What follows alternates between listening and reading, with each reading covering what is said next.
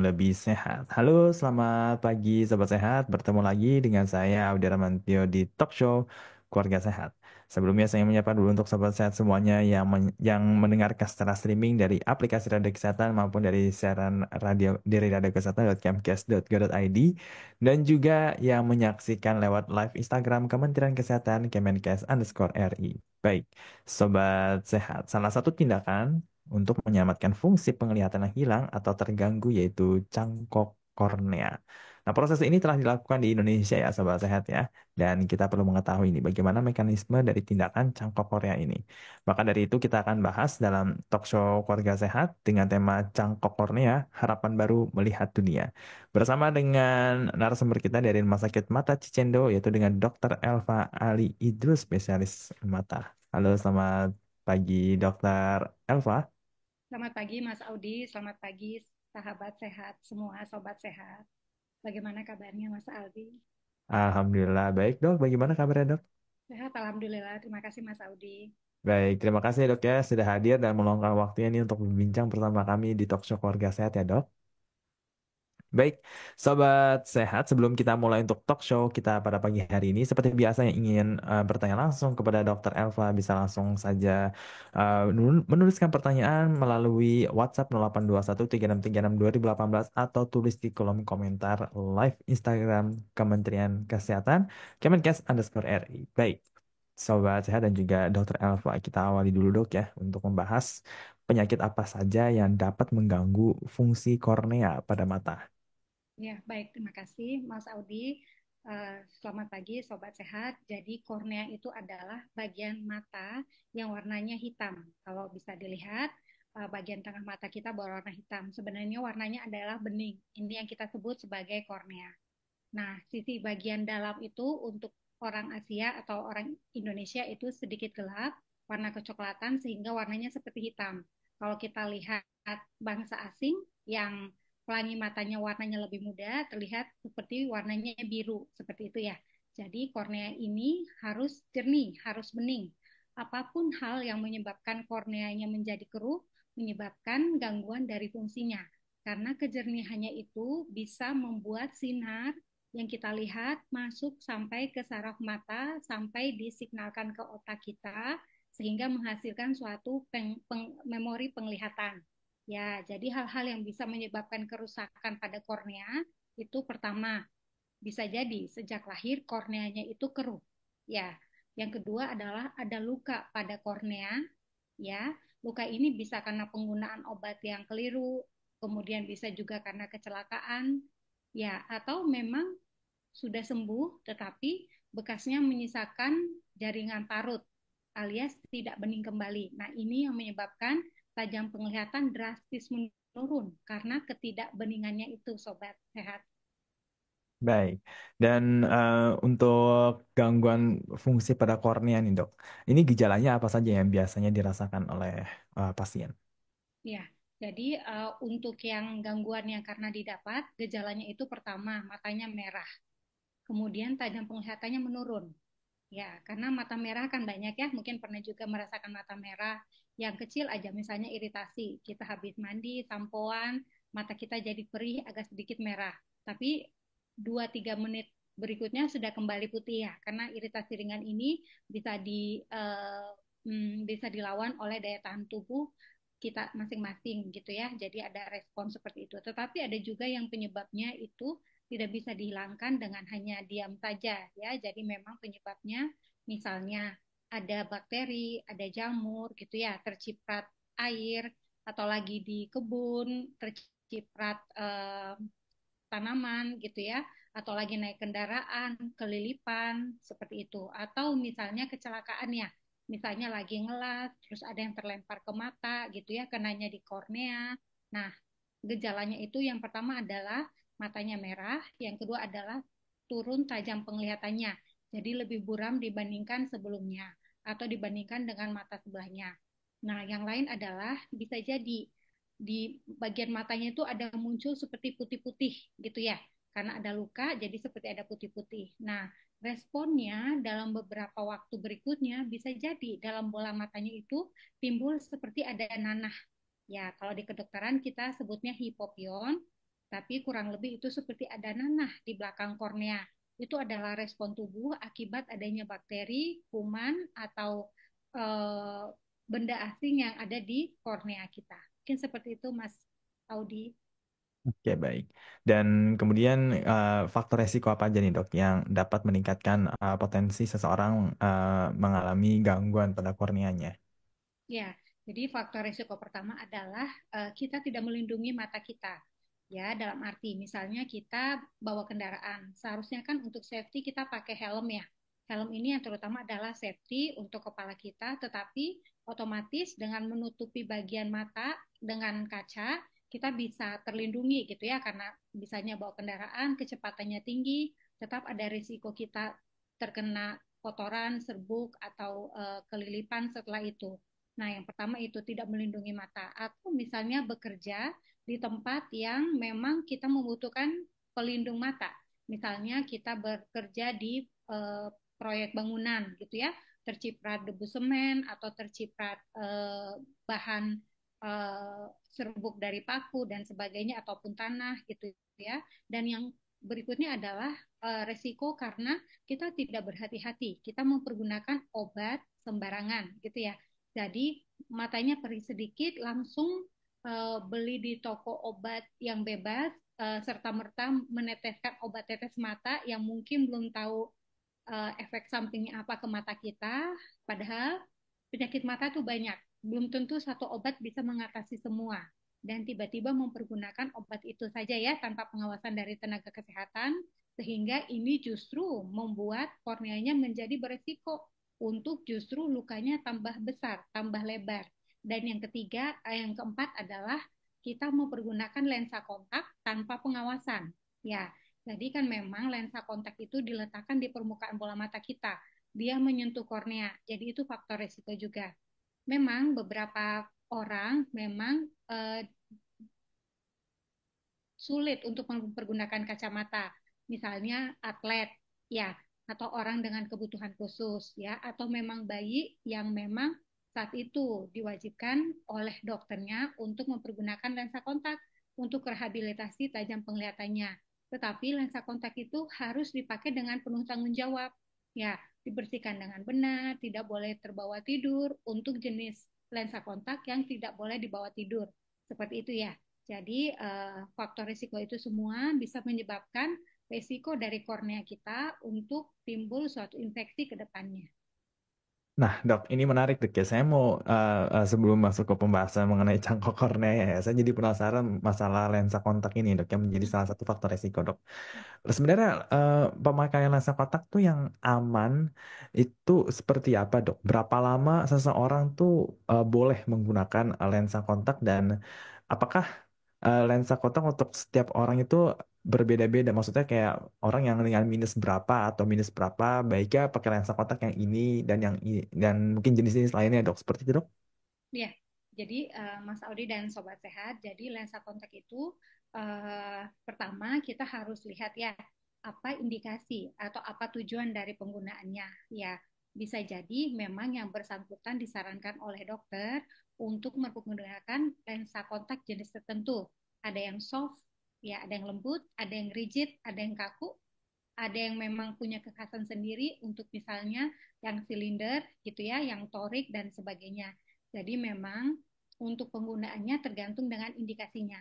Ya, jadi nanti ditentukan oleh dokter tipe seperti apa yang cocok untuk menambah tajam penglihatan dari sobat saya sendiri gitu ya. Nah, untuk jenis-jenis ada yang dibawa tidur, ada yang extended, ada yang lebih lama lagi, atau justru ada yang dipakai untuk saat-saat tertentu saja. Itu semua memang khas untuk masing-masing orang sesuai dengan kebutuhannya masing-masing ya. Jadi memang karena itu kita letakkan ini kornea kita letakkan, jadi kan ini sangat dekat, sangat menempel. Jadi ini resiko sekali kalau kita lengah, kita terbawa tidur atau misalnya kita cara membersihkannya bukan pakai cairan yang seharusnya gitu ya. Nah, ini yang beresiko terhadap infeksi di lapisan kornea yang ada di bawahnya. Jadi seperti itu.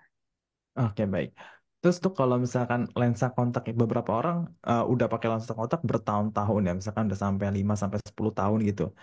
Eh, itu ada momen di mana dia susah ngelepas lensa kontaknya dok. Jadi biasa kan tinggal digini, misalkan digini kan keambil ya dok ya. Tapi ini tuh nggak ambil ambil gitu dok. Nah itu tuh kenapa ya dok ya? Apakah nanti itu juga bisa berbahaya kepada kornea juga dok? Ya, jadi memang permukaan mata kita itu anatominya beda-beda ya. Jadi walaupun kita pakai soft lens, sebenarnya sepatutnya kita mengukur ya. Jadi kan kornea kita tuh seperti softball gitu ya, nggak bulat seperti bola, tapi lebih ke arah seperti softball. Nah, kelengkungannya tiap orang kan berbeda. Sehingga kelengkungan ini kita harus ukur supaya kita mempergunakan lensa kontak yang kelengkungannya pas untuk anatomi kita. Ya, kalau kita tidak mengukur, mungkin nanti kita dapatnya yang terlalu ketat di bagian pinggir, Hmm. atau mungkin kita terlalu ketat di bagian tengahnya. Nah, ini resiko juga ya, ada kuman-kuman yang tumbuh kalau oksigennya kurang. Seperti itu ya. Jadi, alangkah baiknya walaupun seakan-akan soft lens itu pasti akan duduk sempurna di permukaan mata, tapi tiap orang anatominya beda-beda kan, tinggi badan aja beda, permukaan pelengkungan mata orang juga berbeda ya. Jadi baiknya kalau memang pakai lensa kontak, datang ke dokter mata, diukur permukaan kornea, permukaan bola matanya, nanti diberikan ukuran soft lens yang sesuai dan tepat untuk permukaan Hmm. mata masing-masing. Seperti Oke, baik. Jadi susah lepas itu juga karena mungkin nggak pas ya dok ya. Hah? Ya Hah? itu. Dan kalau misalnya lama bisa jadi ya jenis dari beberapa lensa kontak itu mungkin dia mengabsorpsi atau menyerap airnya kurang Hmm, ya, hmm, sehingga hmm, permukaan matanya menjadi kering ya, hmm. jadi agak sulit untuk dilepas. Dan bahayanya lagi biasanya tuh di bagian bawahnya korneanya itu jadinya hipoksia, Hmm. kekurangan oksigen, jadinya nanti Hmm. malah timbul dry eye atau mata kering. Gitu. Kalau susah dilepas gitu tuh, nah itu tuh harus gimana dok? Cara ngelepasnya dengan aman gitu loh. Kan nggak mungkin dia nempel terus kan dok ya? Ya, pakai cairan air mata buatan Mm-mm. seperti itu. Ada obat tetes mata yang istilah generiknya air mata buatan seperti itu. Mm-mm. Jadi dia komposisinya sama dengan air mata kita ya, jadi membuat lebih lembab sehingga Oke, baik. bisa dilepas gitu ya. Tapi kemungkinan besar kalau pasien-pasien yang saya dapatkan sulit untuk melepasnya itu karena di bawahnya sudah ada luka. Oh. Untuk nyentuhnya aja, untuk nyentuh lensa kan biasanya udah, mungkin bagi pengguna lensa kontak kan tiap mau tidur ya tinggal gampang aja ngelepas gitu ya. Mm. Begitu kalau sulit dilepas biasanya karena di bagian bawahnya tuh sudah ada infeksinya.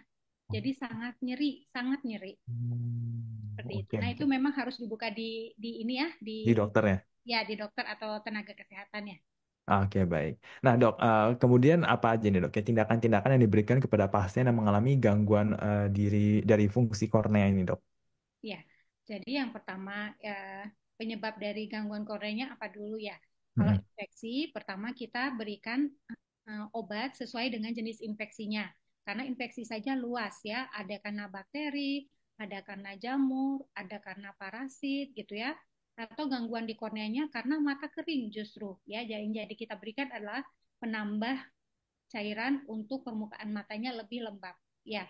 Nah, yang ketiga adalah memang sudah ada jaringan parutnya. Ya, jadi misalnya 5 tahun yang lalu bekerja kecipratan cairan saat lagi di pabrik gitu ya. Jadi matanya tuh jadi keruh semua atau eh, kecipratan sesuatu di mata sehingga matanya tidak jadi jernih kembali. Nah, untuk kondisi seperti itu memang tidak ada obat yang bisa menjernihkan kembali untuk kondisi yang sudah lama buram gitu ya, keruh ya korneanya. Nah, ini biasanya tata laksananya itu dengan cara pencangkokan kornea gitu ya. Jadi tergantung penyebab apa.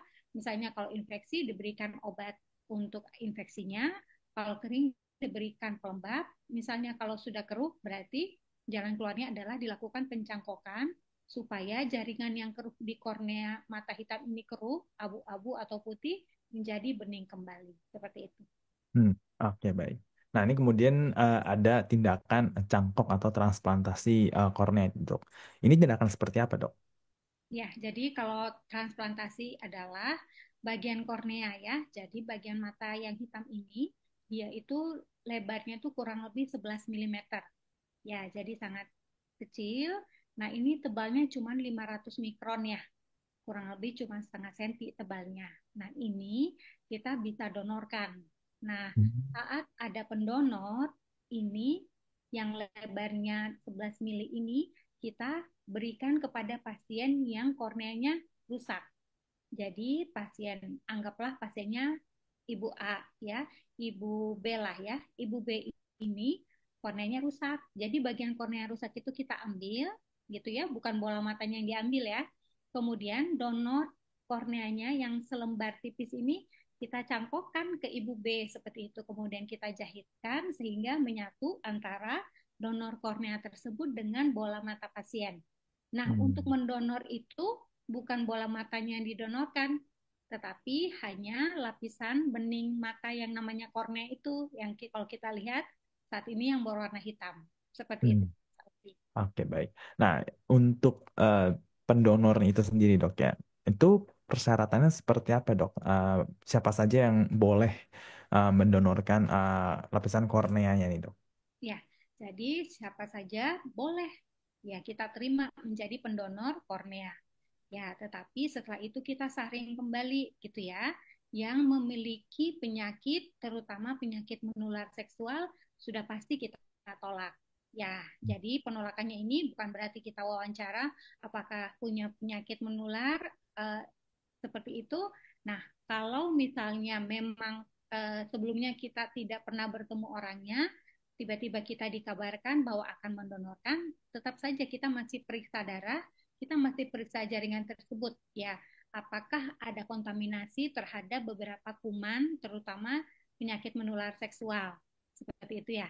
Jadi semua pendonor itu kita terima, kita periksa lebih lanjut lagi apakah jaringannya cukup sehat tidak untuk kita teruskan kepada yang berhak menerimanya, yaitu pasien yang mengalami gangguan. Jadi pada intinya semua orang boleh mendonor. Nanti apakah ini dipergunakan nanti oleh petugas di bank mata kita atau di rumah sakit yang bersangkutan akan menelaah lagi apakah jaringan yang didonorkan itu sehat atau tidak. Hmm. Oke, baik. Dan kemudian untuk penerima donor ini, Dok ya, itu eh, persyaratannya seperti apa, Dok ya? Pasien-pasien yang dalam kondisi seperti apa yang boleh menjalani transplantasi kornea ini? Ya, jadi yang pertama adalah memang yang bersangkutan membutuhkan. Ya, jadi dalam arti memang dia korneanya rusak. Ya, dalam arti bisa infeksi, bisa memang ada jaringan parut, keruh, ya, bisa jadi memang bawaan dari lahir, gitu ya. Nah, biasanya bagi calon penerima ini kita cek apakah di bagian mata yang lainnya sehat atau tidak. Kalau di bagian mata yang lainnya sehat, berarti dia bisa memperoleh donor ini. Bisa paham ya?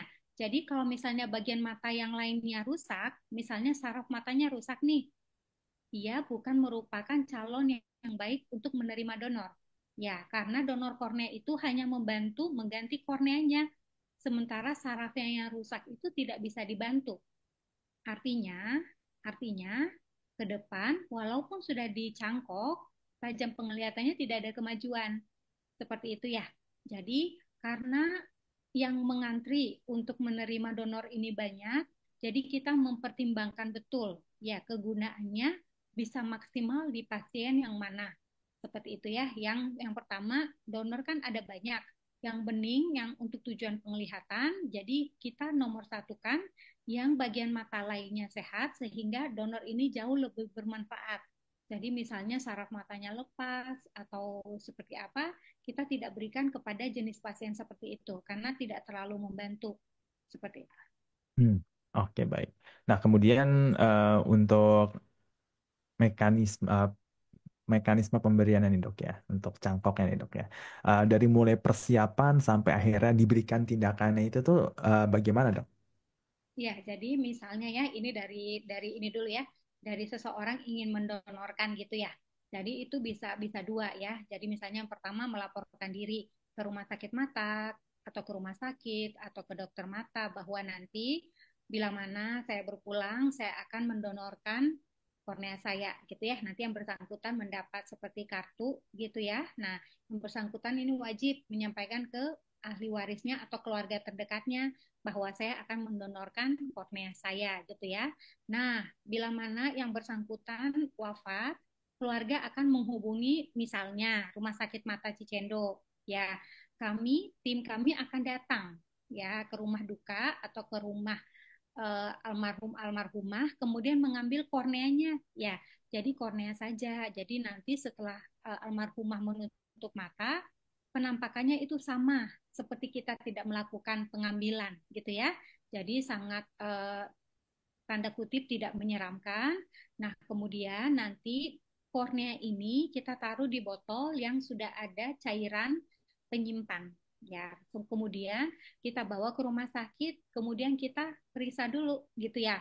Ya, bersama dengan tadi mungkinnya ada darah, kemudian kita lihat apakah ini ada kontaminasi kuman dan sebagainya. Kita tahu latar belakang keluarga, kita tahu latar belakang dari misalnya pendonor ini seperti apa gitu ya, misalnya uh, tidak ada bekas apa yang menunjukkan apa penggunaan narkoba dan sebagainya ya, karena kita mau donor yang sehat. Setelah itu kita punya bank mata, kita taruh jaringan ini. Kemudian kita kan sudah punya tuh daftar yang membutuhkan kornea gitu ya. Kita langsung menelpon. Ya, misalnya tadi Ibu B yang matanya itu keruh gara-gara 3 tahun yang lalu itu terciprat gitu ya. Jadi mata kanannya keruh. Kita hubungi Ibu B ini. Ibu B datang, kita periksa. Ya, apakah ada demam, apakah ada flu, apakah ada hal-hal lain yang akan menghambat untuk operasi. Kalau tidak ada, langsung segera. Jadi karena kornea ini punya waktu simpan, kita itu istilah operasinya itu langsung sito, langsung segera dioperasi gitu ya. Kalau kondisi badannya sehat, periksa jantung ya sesuai dengan dokter biusnya menyarankan apa, lab untuk penyakit dalamnya seperti apa, EKG. Setelah itu dilakukan operasi oleh dokter mata bagian kornea ya. Nah, tadi yang sudah dinonorkan itu kita ambil, kemudian kita letakkan di bagian bola mata Ibu B tadi, yang bagian keruhnya sudah kita ambil.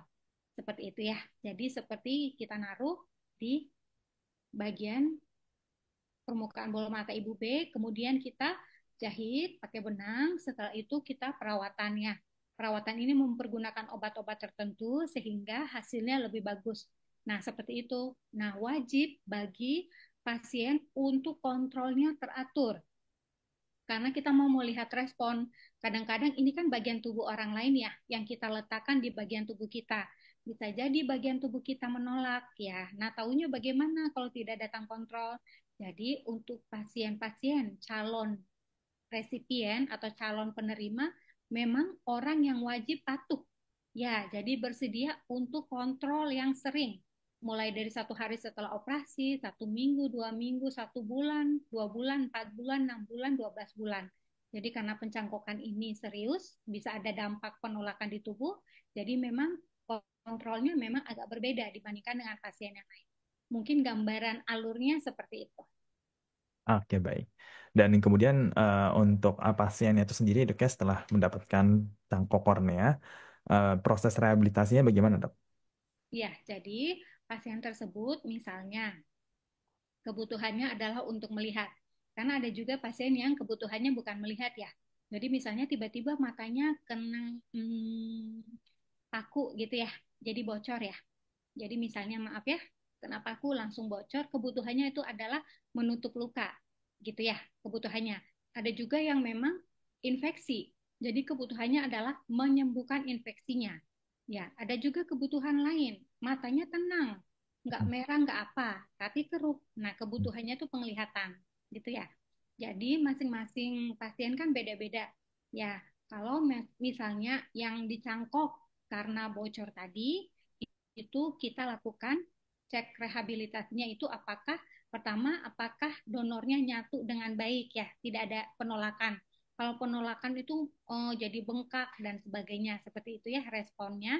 Kemudian penglihatannya biasanya tuh di awal-awal masih agak keruh gitu ya karena barunya tuh masih ada tarikan benang. Nanti lama-lama ditambah dengan obat minum, obat tetes, itu nanti lama-lama tajam penglihatannya berangsur membaik.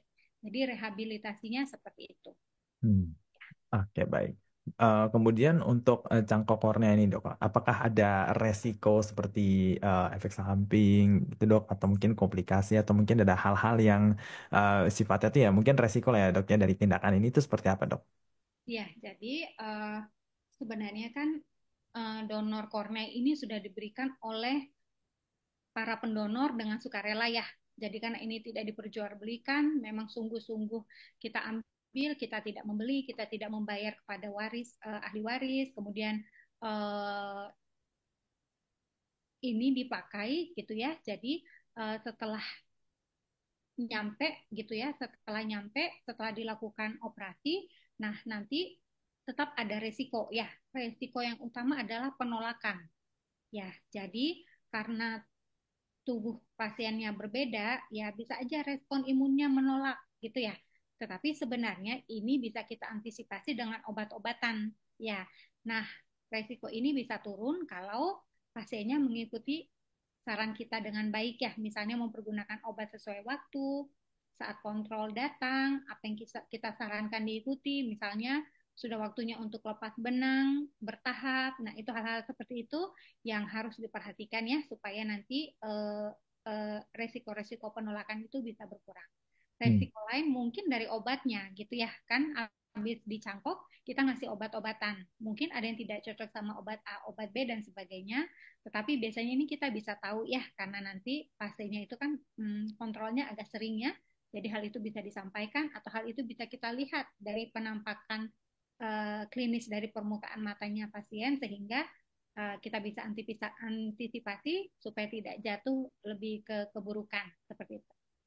Oke baik. Oh ya dok, saya mau ini lagi dok ya, bertanya mengenai pendonor ini dok. Ini kan yang mendonorkan kornea ini kan berarti kan orang yang nantinya sudah meninggal kan dok ya?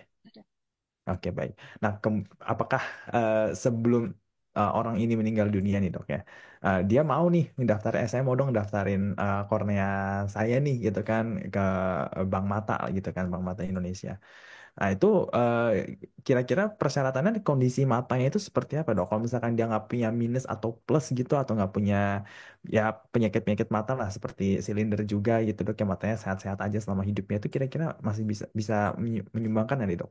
Iya, dengan sangat senang hati gitu ya. Hmm. Jadi sudah ada fatwa ya dari tahun 70-an dari MUI dan juga dari para tokoh agama gitu ya bahwa kegiatan mendonor itu halal.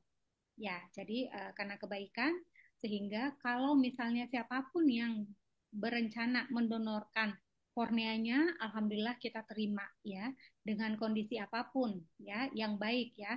Jadi misalnya kalaupun ada silinder, ada minus ya, pernah misalnya apa gitu ya, tapi tidak terkait langsung dengan korneanya, pasti diterima gitu ya.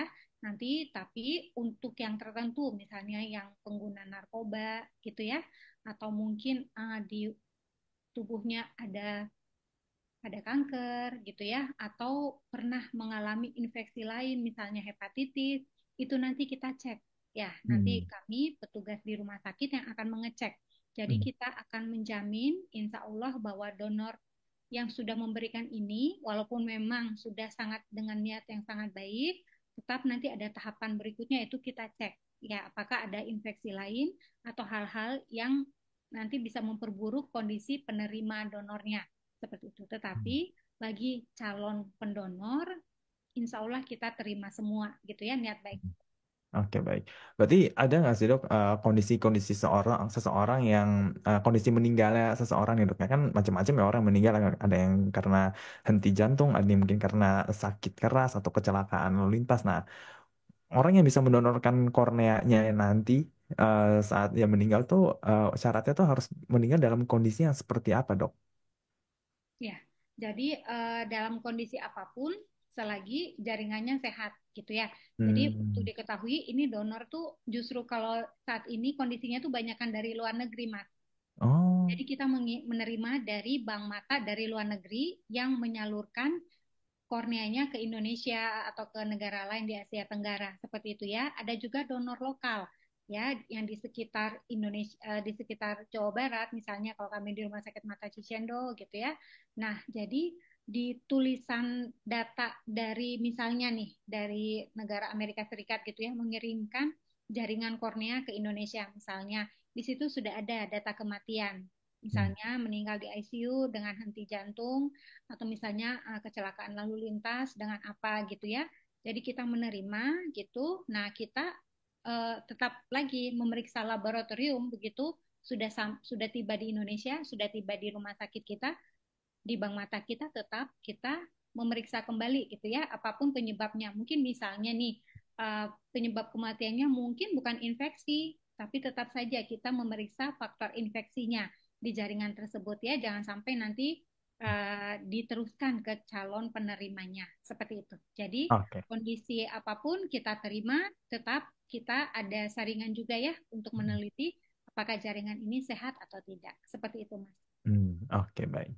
Baik, Dokter Elva, ini sudah cukup banyak pertanyaan dari Sobat Sehat, jadi kita akan jeda terlebih dahulu untuk Sobat Sehat semuanya yang ingin bertanya langsung kepada Dokter Elva seputar topik kita pada pagi hari ini, cangkok kornea, bisa langsung aja bertanya melalui live Instagram, tulis pertanyaan kamu di kolom komentar, ataupun di WhatsApp 0821 3636 2018. Kita akan kembali lagi setelah pesan-pesan sehat berikut ini, tetap bersama kami di Talk Show Keluarga Sehat.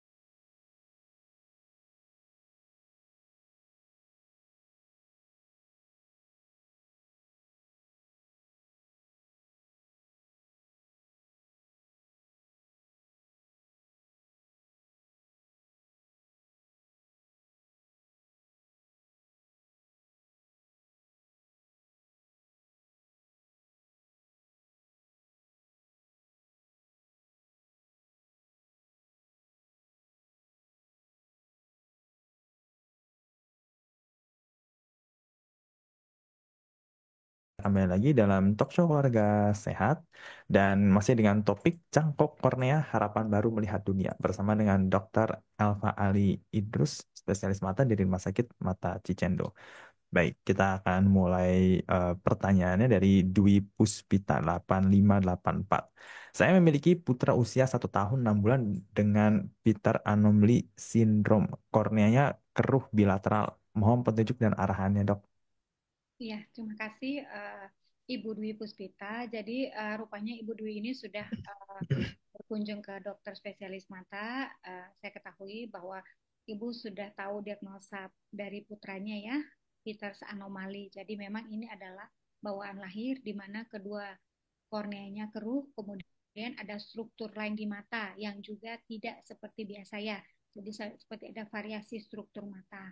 Nah, untuk bagaimana ke depannya memang harus kita tahu ya, karena beberapa variasi dari Peters anomali ini, apakah sudut matanya baik gitu ya, kekeruhan korneanya seperti apa, tajam penglihatan saat ini seperti apa. Nah, kita harus memang assessment selengkap itu. Begitu juga dengan kondisi saraf mata belakangnya ya. Jadi memang baiknya memang holistik ya kita tata laksana.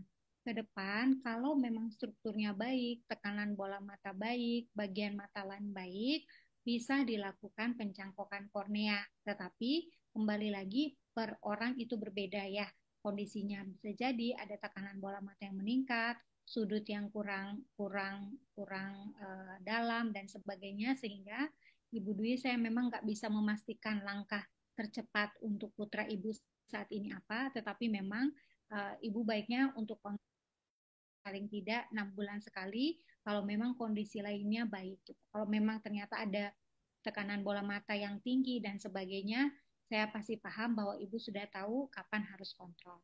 Mungkin itu dari saya, Bu Dwi Puspitasari. Salam sehat untuk Ibu dan Ananda. Baik. Kemudian ada pertanyaan dari Kodrah underscore Arifin. Halo, saya Kodrah mau tanya seputar mata, kenapa ya? Dan apa penyebabnya mata sebelah kiri saya itu minus? Apa kira-kira penyebabnya? Mungkin dulunya nggak minus, sekarang jadi minus gitu. Tapi yang kiri doang gitu, yang kanan mungkin masih normal. Nah, ini bagaimana dok? Ya, makasih Bapak atau Ibu Kadrah Arifin. Jadi memang mata itu kiri dan kanan sepertinya sama ya, tetapi bisa juga yang sebelah ini ada minus atau ada silinder atau ada plus atau dua-duanya seperti itu ya. Nah, mungkin dulu sebenarnya sudah minus, cuman tidak diperiksa. Jadi baru sadarnya sekarang gitu ya.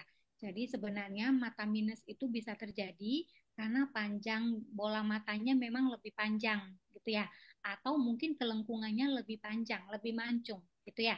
Sehingga sinarnya nggak nyampe di retina tuh tempat yang seharusnya dia nyampe gitu ya, sehingga matanya jadi minus. Nah, itu penyebabnya ya. Jadi makan wortel yang banyak itu nggak bisa mengurangi panjangnya, makan wortel nggak bisa mendekin mata. Jadi memang baiknya pakai kacamata seperti itu ya, supaya tajam penglihatannya jadi terbantu. Jangan maksain untuk tetap buram, padahal itu bisa membahayakan. Misalnya harus bawa kendaraan, kan membahayakan diri sendiri, membahayakan orang lain ya. Hmm. Jadi kita jangan menganggap kacamata itu suatu beban, karena sebenarnya kita memang membutuhkannya. Ya, kalau memang kebutuhannya itu nggak bisa pakai kacamata, bisa juga pakai lensa kontak. Tetapi lagi-lagi karena lensa kontak ini diletakkan di permukaan bola mata, jadi memang harus berhati-hati betul karena bisa merusak kornea. Mungkin itu dari saya. Terima kasih. Oke, baik. Kemudian dari Umi Rahayanti, mohon izin bertanya, manakah yang lebih baik memakai kacamata ataukah lensa kontak? Soalnya gini duduknya, mungkin orang yang pakai lensa kontak itu nggak selalu karena memang direkomendasikan sama dokter, cuma mungkin dia misalkan datang ke suatu acara atau pergi-pergi gitu kan. Kan kalau pakai kacamata kadang-kadang kan ngurangin apa ya penampilan lah gitu kan ya. Kalau pakai lensa kontak itu kayaknya lebih oke gitu. Nah ini tapi baiknya bagaimana dok? Tetap pakai kacamata atau pakai lensa kontak juga nggak apa-apa. Tapi kalau pakai lensa kontak itu bagaimana penggunaannya secara aman? Ya, jadi makasih Ibu Umi Rahayanti. Jadi memang tergantung kebutuhannya. Ya, ada orang yang kanannya saya ngasih contoh ya, yang kanannya minusnya 4, ya, yang kirinya minusnya cuma setengah. Kalau pakai kacamata itu jomplang, yang satu tebal banget, yang satu tipis banget, pastinya jadi pusing. Nah, ini di sinilah waktunya dibutuhkan lensa kontak. Ya, untuk membantu kondisi seperti ini. Jadi seimbang gitu ya. Nah, yang kedua, ya memang saat itu adalah hari pentingnya. Misalnya mau menikah, ada pasien saya kadang-kadang, dok, tapi besok saya mau acara nikahan. Nikahan siapa? Nikahan saya. Waduh, gitu ya. Minggu depan harus nikahan gitu. Izin pakai lensa kontak, mangga boleh gitu ya. Tetapi tangannya saat mempergunakan harus bersih, cairan pembersihnya harus bersih dan sebagainya ya. Kemudian lensa kontaknya memang kita ukur. Jadi memang pas di kelengkungan matanya, nggak terlalu ketat atau nggak terlalu longgar seperti itu ya. Atau memang ada kondisi tertentu di mana kita nggak boleh pakai kacamata gitu ya. Banyak pasien saya yang mengaku saya bekerja di departemen store, kami tidak boleh pakai kacamata. Oh baik, kalau memang kondisinya seperti itu, kan tidak mungkin kita menyuruh berhenti kerja ya. Jadi jalan keluarnya memang pakai lensa kontak, tetapi kita konsul ke dokter yang memang spesialisnya lensa kontak. Jadi benar-benar mengukur kelengkungan yang bagus, yang tepat, diajarin cara masangnya, harus hindari ini, harus hindari itu gitu ya. Jadi lensa kontak ini juga sangat membantu gitu ya. Apalagi memang ada kondisi tertentu yang memang tidak memungkinkan memakai kacamata. Tetapi kembali lagi, begitu ada keluhan pada penggunaan lensa kontak, maka wajib melepas lensa kontak tersebut. Nah, di saat melepas itu kan pasti jadi buram kembali ya. Jadi memang bagaimanapun kita memang butuh ada tambahan satu untuk jaga-jaga kacamata. Bila mana kita butuh ya. Di saat kita nggak bisa pakai lensa kontak, kita pakai kacamata. Yang saya tidak anjurkan adalah mempergunakan lensa kontak untuk kosmetik saja gitu. Hmm. Sebenarnya kan cantik bisa dengan jalan yang sehat yang lain gitu ya. Jadi kalau misalnya sekali-sekali karena memang acara penting, pernikahan dan lain sebagainya, atau memang lagi kejuaraan olahraga dan sebagainya, tidak apa-apa. Tapi jangan mempergunakan lensa kontak hanya untuk kosmetik sehari-hari yang memberikan resiko. Mata itu kalau misalnya sudah keruk korneanya, kita nunggu donor itu, aduh antriannya tuh 1.000 orang. Ya, Hmm. walaupun kita punya dana, misalnya kita kan ada juga ya donor yang kita harus tanggung biayanya, yaitu donor yang dari luar negeri. Kan ada biaya untuk nyampe ke Indonesia ya, untuk biaya penerbangan, pengganti botolnya itu dan sebagainya ya, bukan jual beli organnya, tetapi harus ada dana pengganti untuk transportasinya, walaupun sudah ada dana, belum tentu ada donornya ya. Jadi penting sekali kita menjaga kesehatan kornea itu. Mungkin itu dari saya. Oke, baik. Nah, ini ada pertanyaan cukup menarik, Dok. Dari Triani Anisafira. Assalamualaikum, dokter. Saya mau bertanya, anak saya menderita mata males. Sekarang usianya udah 20 tahun. Apakah bisa agar baik penglihatan dengan cangkok kornea? Awalnya ketika usia SD dibilang mata males, diberikan kacamata 2, tidak follow up. Setelah usia 19 tahun ke dokter retina dibilang telat penanganan, tidak bisa diobatin. Nah, ini mungkin arahannya bagaimana, Dok? Ya, makasih. Jadi mata malas itu kondisinya saat ini walaupun sudah diketahui ada minus ya dan diberikan kacamata di minus tersebut tetap tidak akan membantu karena dia sudah malas ya. Istilahnya gini. Dia misalnya ada mata kanan dan mata kiri. Ya, mata kanannya minusnya tinggi ya. Mata kirinya tidak gitu ya dan nggak mau pakai kacamata. Akhirnya di kepala kita itu hanya menerima sinyal dari mata kiri saja yang minusnya sedikit atau justru misalnya dia normal. Jadi lama-lama sinyalnya itu cuma mau dari mata yang baik aja. Nah mata sebelahnya itu lama-lama nggak mau diambil lagi sinyalnya gitu ya karena nggak dipakai malas lama-lama dia bisa lari bisa juling karena nggak fokus gitu ya. Jadi itu betapa pentingnya untuk kita periksa mata ya. Paling tidak saat lahir kan pernah ketemu bidan, perawat, dokter kan bisa dilihat kondisi matanya ya apakah nistagmus, lari, atau ada juling gitu ya. Kemudian nanti sebelum sekolah kan baiknya kita periksa ya sebelum SD, SMP, SMA seperti itu. Nah, kalau memang kita dikatakan bahwa mata kita minus atau mata kita silinder, pakailah kacamata ya. Karena kalau kita tidak pakai kacamata, mungkin saat ini, tapi saya masih bisa kok ngelihat papan tulis, tapi saya masih awas kok untuk bawa kendaraan gitu ya. Itu belum tentu 10 tahun atau 5 tahun lagi belum tentu kondisinya masih sama. Ya, jadi jangan sampai matanya jadi malas. Malas itu artinya udah minus, nih, saya bisa beli minus 5 saya pasang, tetap aja nggak ngebantu gitu ya. Jadi walaupun mau dikasih minus berapapun nggak bisa dibantu karena udah malas, udah nggak pernah dipakai, udah lama nggak dipakai matanya gitu ya. Walaupun matanya ada, tapi sinyalnya itu nggak diterima di kepalanya. Jadi nerima sinyalnya cuma dari mata sebelah gitu ya. Jadi istilahnya itu ambliopia. Mungkin seperti itu. Oke, baik. Kemudian ada pertanyaan dari Oki Nursiptra. Eh, dokter, mohon maaf, cangkok kornea penyembuhannya apa lama ya? Ya, makasih Bapak atau Ibu Oki. Jadi betul. Jadi proses setelah pencangkokan itu perlu tahapan ya dan itu tidak cepat. Kadang-kadang kita mesti kontrol sampai dengan 1 tahun ya, walaupun bukan tiap minggu ya. Jadi di awal-awal itu agak dekat, 1 hari, 1 minggu setelahnya, 2 minggu setelahnya, 4 minggu setelahnya, kemudian 2 bulan setelahnya, 3 bulan, 4 bulan, 6 bulan, 12 bulan gitu ya. Jadi proses ini karena kita tahu itu bagian tubuh orang yang kita taruh di permukaan bola mata kita ada risiko penolakan ya. Jadi memang kita harus pantau penyembuhannya seperti apa. Jadi memang agak berbeda dengan pasien pada umumnya kornea, misalnya infeksi kalau sudah sembuh ya tidak kontrol lagi. Kalau misalnya mau kontrol 1 tahun sekali, silakan. Seperti itu. Terima kasih. Hmm. Oke, baik. Kemudian dari Ri_Land, dok, apakah penggunaan lensa kontak dalam waktu lama bisa menambah minus pada mata? Iya, makasih. Jadi sebelum pakai lensa kontak, mungkin sudah harus tahu dulu dasar dari matanya itu minus atau tidak, gitu ya.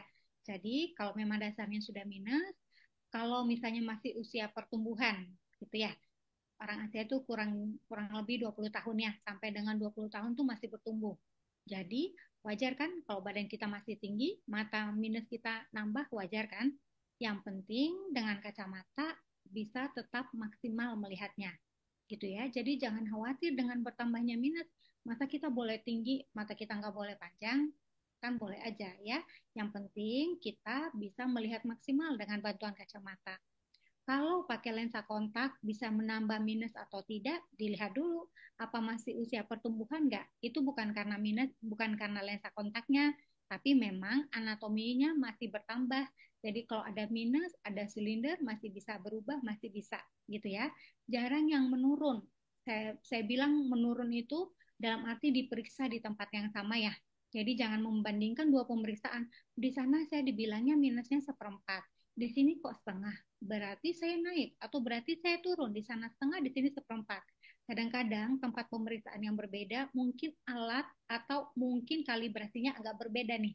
Ya, jadi kalau mau membandingkan boleh di tempat yang sama. Mungkin mudah-mudahan bisa membantu menjawab ya. Hmm, oke, baik. Baik, dokter, apa kita sudah memasuki penghujung dari talk show Keluarga Sehat. Sebelum kita tutup talk show-nya, boleh dok untuk memberikan pesan-pesan sehat kepada sobat sehat semuanya. Silakan dok. Ya, terima kasih untuk kesempatannya Sobat Sehat. Jadi, kornea mata kita ini lapisan bening yang diciptakan Tuhan Yang Maha Kuasa, begitu sempurnanya sehingga bisa memungkinkan kita melihat dengan baik. Kalau terjadi gangguan pada kornea sehingga menjadi keruh, cara cara cara utamanya untuk tetap sehat adalah berobat untuk mengatasi penyebabnya. Kalau memang tidak bisa diatasi dengan obat, mungkin jalan keluar terakhirnya adalah dengan pencangkokan kornea. Cangkok kornea ini kita semua bisa menjadi calon pendonor. Kita bisa berikan, memang ini tidak berbayar dan kita tidak akan menerima apapun karena kita mendonorkan dengan ikhlas, akan dipergunakan oleh calon penerima yang dipergunakan sebaik-baiknya untuk menambah tajam penglihatan yang bersangkutan. Jadi mungkin saya menghimbau kepada semua sobat sehat gitu ya, semoga berkenan untuk ke depan menjadi calon pemberi donor kornea. Mungkin itu saja dari saya Mas Audi. Terima kasih untuk waktu kesempatan untuk bisa berbagi di sini.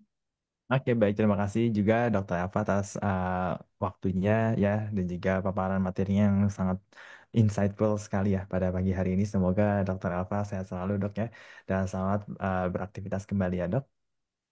Baik sobat sehat, demikianlah talk show keluarga sehat pada pagi hari ini. Semoga informasi yang kami berikan dapat membantu sobat sehat semuanya. Dan saya ucapkan terima kasih kepada sobat sehat yang mendengarkan secara streaming di aplikasi Radio Kesehatan di radiokesehatan.kemkes.go.id dan menyaksikan secara langsung melalui streaming di live Instagram Kementerian Kesehatan Kemenkes_RI. Kita kembali ke program Indonesia Sehat Pagi. Saya Dora Mantio pamit undur diri dan saya ucapkan salam sehat.